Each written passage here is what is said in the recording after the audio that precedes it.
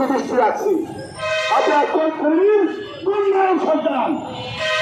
আপনারা যারা ঢাকা বিশ্ববিদ্যালয়ে লেখাপড়া করেন, আমার কাছে একটা প্রশ্ন, আপনাদের কাছে একটা প্রশ্ন, তাই আপনারা খুব আশেপাশে শিক্ষিত হয়ে ইন্টার পাস করেছেন, মেট্রিক পাস করেছেন কিনা?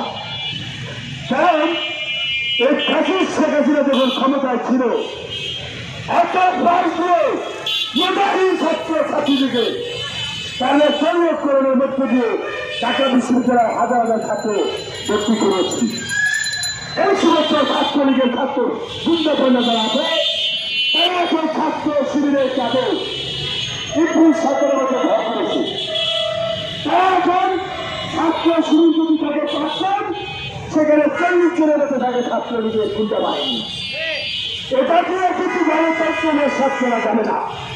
এজন্য তাদের কোনো ক্ষমতাকে স্বীকৃত করা যাবে না। তাদের যেমন সর্বোচ্চ জনগণের মেন্ডেট দিয়ে রাষ্ট্র ক্ষমতায় অধিষ্ঠিত হয়েছে, জোর করে পৃথিবীর করে তারা রাষ্ট্র ক্ষমতায় আসে না। আমরা দেখেছি